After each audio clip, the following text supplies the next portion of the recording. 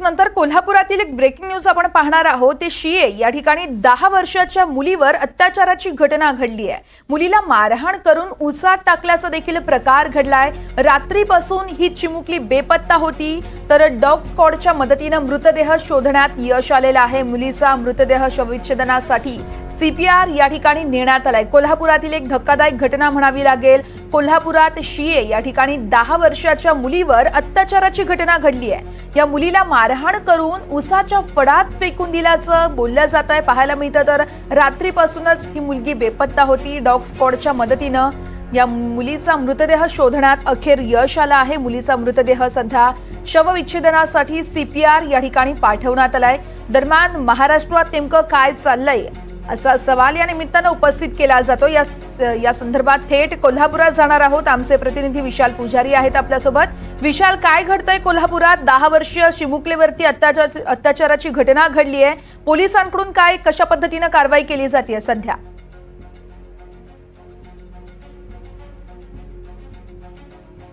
आपण पाहतोय कोल्हापुरातील ही एक धक्कादायक घटना आहे। शिये या ठिकाणी 10 वर्षाच्या मुलीवर अत्याचाराची घटना घडली। आमचे प्रतिनिधी विशाल पुजारी आपल्याला अधिक माहिती देणारच आहेत। मात्र एक महत्त्वाची आणि धक्कादायक माहिती म्हणावी लागेल। मुलीला मारहाण करून उसाच्या फडात फेकून देण्यात आलं होतं। रात्रीपासूनच ही चिमुकली बेपत्ता होती आणि डॉग स्क्वॉडच्या मदतीने मृतदेह शोधण्यात यश आलंय।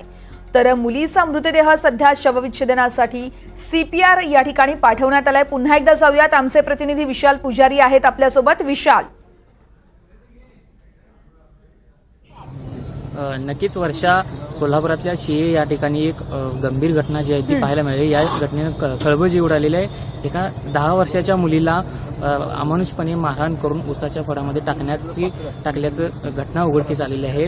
काल रात्रीपासून ही मुलगी बेपत्ता होती। आज सकाळी 10च्या सुमारास डॉग स्क्वॉडच्या मदतीनं शोध घेतल्यानंतर या मुलगीचा मृतदेह जो उसाच्या फडामध्ये सापडला आणि या मुलगीला अमानुषपणे मारहाण केल्याचं सध्या समोर आलेलं आहे। मुलगीचा मृतदेह जो आहे तो सीपीआर रुग्णालय आहे ते शवविच्छेदनासाठी दाखल करण्यात आलेला आहे। त्यानंतर ही जी संपूर्ण घटना आहे त्या संपूर्ण घटनेनं खळबळ देखील कोल्हापुरात उडालेली आहे।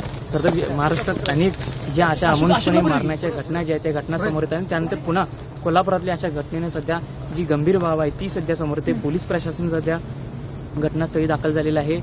या वैद्यकीय तपासणी पथक देखील दाखल झालेलं आहे। संपूर्ण या परिसराचा आढावा देखील घेतला जात आहे।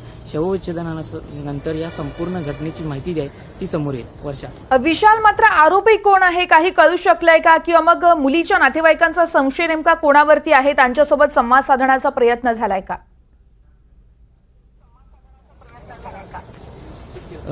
अद्याप नातेवाईकांकडून कोणती याबाबत माहिती मिळालेली नाही। मात्र काल रात्रीपासून ही मुलगी बेपत्ता होती इतकीच माहिती नातेवाईकांनी दिलेली आहे।